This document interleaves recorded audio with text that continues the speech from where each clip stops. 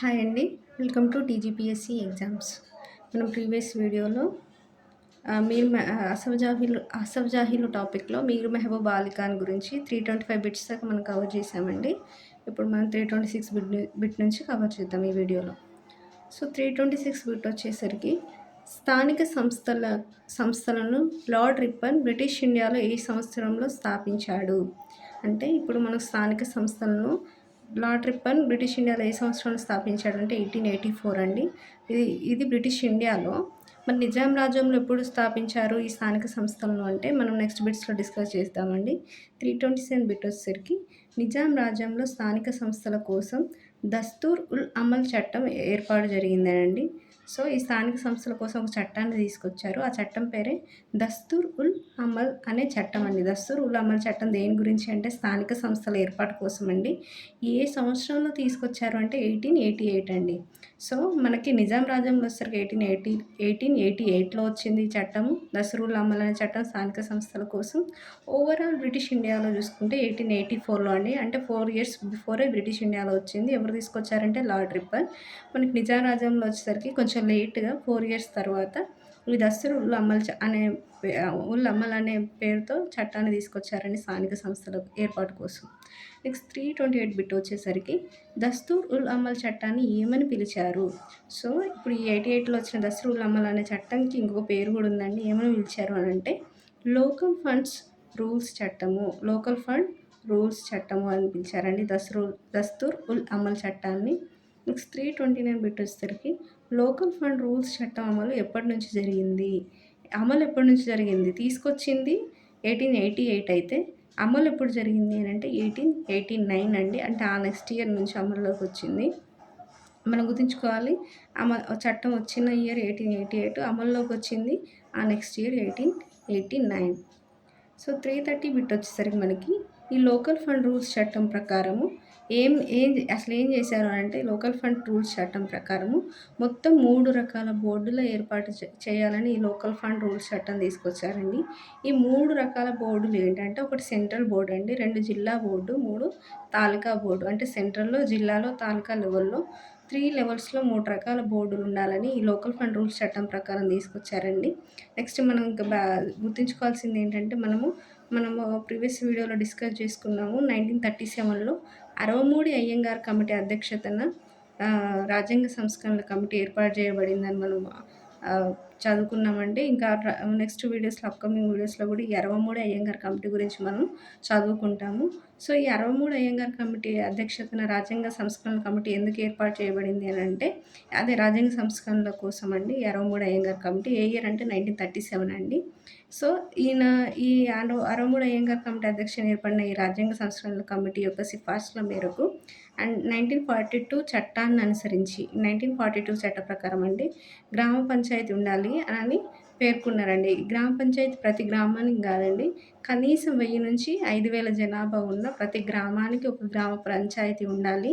ఆ గ్రామ పంచాయతీ యొక్క టెన్యూర్ 3 ఇయర్స్ ఉండాలి అని చెప్పి ఏ చట్టం ప్రకారం తీసుకొచ్చారంటే 1942 చట్టం ప్రకారం అండి. ఇది ఇంపార్టెంట్. ఏ చట్టం ప్రకారం అంటే 1942 చట్టం ప్రకారం. ఎక్కడైతే నిజాం రాజ్యంలో అండి ఇప్పుడు మనం డిస్కస్ చేసేది. సో ఈ గ్రామ పంచాయతీ 3 ఇయర్స్ టెన్యూర్ తోటి 1000 నుంచి 5000 జనాభా వరకు ఉన్న గ్రామాలకు ఉండాలని అనుకున్నాం కదండి. సో ఆ గ్రామ పంచాయతీలో ఉన్న సభ్యులు కానీ, సర్పంచ్ కానీ ఎలా ఎన్నుకోబడ్డారు అని అంటే వాళ్ళు డైరెక్ట్ ప్రజల చేత ఎన్నుకోబడ్డారు లేదండి. ఇప్పుడు మనం ప్రజెంట్ ఎట్లా సర్పంచ్ సభ్యులు, వార్డ్ మెంబర్స్ మనం డైరెక్ట్ ఎన్నుకుంటాం కదండి ఇప్పుడు. కానీ అప్పుడు ఆ రోజుల్లో తాలూక్దార్ లేదా కలెక్టర్ ద్వారా నామినేటెడ్ పద్ధతిలో ఎన్నుకోబడేవారండి సర్పంచ్ అండ్ సభ్యులు.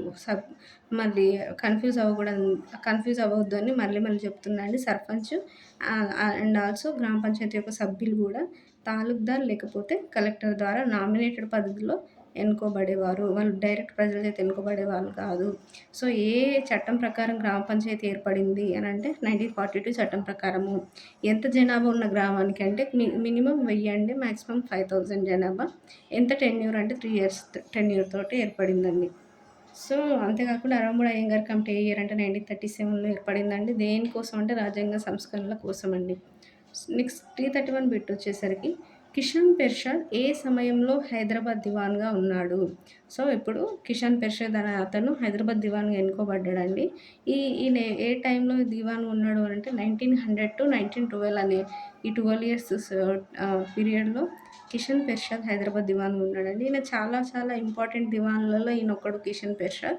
సో, ఈయన గురించి ఇంకొంచెం డీటెయిల్‌గా చదువుకుంటామండి అప్‌కమింగ్ బిట్స్‌లో. నెక్స్ట్ 332 బిట్ వచ్చేసరికి కిషన్ పెర్షద్ కలం పేరేంటి? సో, ఈ కిషన్ పెర్షద్ స్వయంగా కవి అండి. ఆయన కలం పేరేంటి అంటే షాద్ అండి. కలం పేరు ఏంటంటే కిషన్ పెర్షద్‌ది షాద్.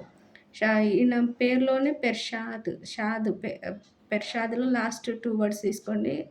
షాద్ అని వస్తుంది కదండీ! అదే ఆయన కలం పేరు అని గుర్తుంచుకోవాలండి. ఈ షాద్ అంటే అర్థం ఏంటంటే సంతోషజీవి అని అర్థం అండి షాద్ అంటే. సో, ఆయన పేరులోనే లాస్ట్ 2 లెటర్స్‌ని ఆయన కలం పేరుగా పెట్టుకున్నాడు. దాని అర్థం ఏంటి షాద్ అంటే సంతోషజీవి. నెక్స్ట్ 333 బిట్ వచ్చేసరికి కిషన్ పెర్షద్ 6వ నిజాం రజతోత్సవ వేడుక సందర్భంగా అంటే ఈయన 6వ నిజాం మీర్ మెహబూబ్ అలీ ఖాన్ ఒక రజతోత్సవ వేడుక సందర్భంగా 1905లో ఏం ఏర్పాటు చేశారంటే ముషాయిరా ఏర్పాటు చేశాడండి. ఈ 6వ నిజాం రజతోత్సవ వేడుక సందర్భంగా. ఈ ముషాయిరాని ఏర్పాటు అనంటే అది ఏం లేదండి. ముషాయిరా అంటే ఏంటి అనేది ఇక్కడ చాలా చాలా ఇంపార్టెంట్. కవితలతో కూడిన కవి సమ్మేళనం. అంటే కవులందరినీ కవులందరిని ఒక మీటింగ్‌లాగా గ్యాదర్ చేసి కవితలతో కూడిన కవి సమ్మేళనాన్ని ఏర్పాటు చేశారండి. దాన్నే ముషాయిరా అని అన్నారండి. ముషాయిరా అంటే ఏంటి అని అడుగుతారు. సో, ఇట్లా మనం గుర్తుంచుకోవాలి. ముషాయిరా అంటే కవితలతో కూడిన కవి సమ్మేళనం. ఎవరు ఏర్పాటు చేశారంటే కిషన్ పెర్షద్. ఎందుకోసం అంటే 6వ నిజాం యొక్క రజతోత్సవ వేడుక సందర్భంగా ఈ ముషాయిరాని ఏర్పాటు చేశారండి. ఏ ఇయర్‌లో అంటే 1905. నెక్స్ట్ 334 బిట్ వచ్చేసరికి 1905 సంవత్సరంలో కిషన్ పెర్షద్ రాజ్యాన్ని ఎన్ని సుబాలుగా విభజించాడు? ఎన్ని సుబాలంటే 4 సుబాలండి. ఈ 4 సుబాలు ఏంటి అంటే 1 వరంగల్ సుబా, 2 మెదక్ సుబా, 3 గుల్బర్గా సుబా, 4 ఔరంగాబాద్ సుబా. సో, వరంగల్ సుబా, మెదక్ సుబా, గుల్బర్గా సుబా, ఔరంగాబాద్ సుబా అని 4 సుబాలుగా ఈయన కిషన్ పెర్షద్ రాజ్యాన్ని విభజించాడండి. నెక్స్ట్ 335 బిట్ వచ్చేసరికి మనకి కిషన్ పెర్షద్ ఏ పత్రికను ప్రారంభించాడు? ఏ పత్రికను ప్రారంభించాడంటే ఈయన కవే గాకుండా ఒక పత్రికను గూడా ప్రారంభించాడండి. ఆ పత్రిక పేరు మెహబూబ్ అల్ కలాం. ఈ మెహబూబ్ అల్ కలాం అనే పత్రిక ఎవరు ప్రారంభించారంటే కిషాన్ పెర్షద్. నెక్స్ట్ 336 బిట్ వచ్చేసరికి 6వ నిజాం కాలంలో జరిగిన ముఖ్య సంఘటనలు ఏంటి? ఈ 6వ నిజాం కాలంలో చాలా ముఖ్య సంఘటనలు ఉన్నాయండి. ముఖ్యంగా 4 అవి ఏంటి అంటే ఒకటి చాందా రైల్వే పథకం ఆందోళన అండి. ఈ చాందా రైల్వే పథకం ఆందోళన గురించి నెక్స్ట్ బిట్‌లో చదువుదాము. ఇది 1883. నెక్స్ట్ ముల్కీ ఉద్యమం అండి. ఇది 1888లో. నెక్స్ట్ బీరార్ శాశ్వత ఒప్పందం అండి. ఇది 1902లో. నెక్స్ట్ 4 వచ్చేసరికి మూసీ నది వరదలండి. ఇది 1908లో. సో, 337 బిట్ వచ్చేసరికి మనకి హైదరాబాద్ సంస్థానంలో నిజాం గవర్నమెంట్‌కి వ్యతిరేకంగా ఫస్ట్ ఉద్యమం ఏంటి అనంటే చాందా రైల్వే పథకం ఆందోళన. మనం ఆల్రెడీ ఇక్కడ చాందా రైల్వే పథకం ఆందోళన 1883లో జరిగింది. చాలా ఇంపార్టెంట్ అనుకున్నాం. ఎందుకు ఇంపార్టెంట్ అనంటే ఇది హైదరాబాద్ సంస్థానంలో జరిగిన ఫస్ట్ ఉద్యమం. దేనికి ఫస్ట్ ఉద్యమం అంటే ఇప్పటివరకు చాలా ఉద్యమాలు జరిగినాయి. ఎందుకు ఇది ఫస్ట్ ఉద్యమం అనంటే ఇది నిజాం గవర్నమెంట్‌కే వ్యతిరేకంగా జరిగిందండి. ఇంతకుముందు వహాబీ ఉద్యమం అది ఆంగ్లేయులకు వ్యతిరేకంగా జరిగింది. బట్ నిజాం గవర్నమెంట్‌కే వ్యతిరేకంగా జరిగిన ఫస్ట్ ఉద్యమం ఇది చాందా రైల్వే పథకం ఆందోళన అండి. ఎందుకు నిజాం గవర్నమెంట్‌కి ఈ ఉద్యమం ఆహ్, అప్ ఆహ్, నిజాం గవర్నమెంట్‌ని ఉద్యమం అపోజ్ చేసింది చాందా రైల్వే పథకం ఆందోళన అనేది మనం ఇంకా డీటెయిల్‌గా ఈ టాపిక్ వచ్చినప్పుడు మనం డిస్కస్ చేస్తాం. సో, ఏది నిజాం గవర్నమెంట్‌కి వ్యతిరేకంగా ఆహ్, పనిచేసిన ఫస్ట్ ఉద్యమం అంటే చాందా రైల్వే పథకం ఆందోళన. అందుకే ఇది ఇంపార్టెంట్ గుర్తుంచుకోవాలి. ఏ ఇయర్ అంటే 1883. 338 బిట్ వచ్చేసరికి సికింద్రాబాద్ టు వాడి రైలు మార్గము ఏ ఇయర్‌లో ఏర్పాటు చేశారు? ఇది ఇంకా ఇంపార్టెంట్ అండి. ఇది గుర్తుంచుకోవాల్సిందే. సికింద్రాబాద్ టు వాడి ఈ 2 ప్రాంతాలను కలిపే రైలు మార్గం ఏ సంవత్సరంలో ఏర్పాటు జరిగిందంటే 1870 అండి. 1870లో జరిగింది. సింగరేణి, చాందాలలో బొగ్గు నిక్షేపాలు ఎప్పుడు కనుగొన్నారంటే 1871 అండి. సో, సికింద్రాబాద్ టు వాడి రైలు మార్గం 1870లో ఏర్పాటు జరిగితే ఆ నెక్స్ట్ ఇయర్ మనకు సింగరేణి బొగ్గు నిక్షేపాలు, అంతేకాకుండా చాందా బొగ్గు నిక్షేపాలు కనుగొన్నారండి. చాందా అనే ప్రాంతంలో. ఇది ఏ ఇయర్ అంటే 1871 నెక్స్ట్ ఇయర్ అండి. సో, ఇక్కడ మనం గుర్తుంచుకోవాల్సింది ఏంటంటే ఈ చాందా అనే ప్రాంతం మనకి మహారాష్ట్రలో ఉందండి. సో, మహారాష్ట్రలో ఉంది కాబట్టి ఏంటంటే అప్పటికే మనకి సికింద్రాబాద్ టు వాడి రైలు మార్గం ఉంది. 1870లోనే మనకు సికింద్రాబాద్ టు వాడి రైలు మార్గం ఉంది.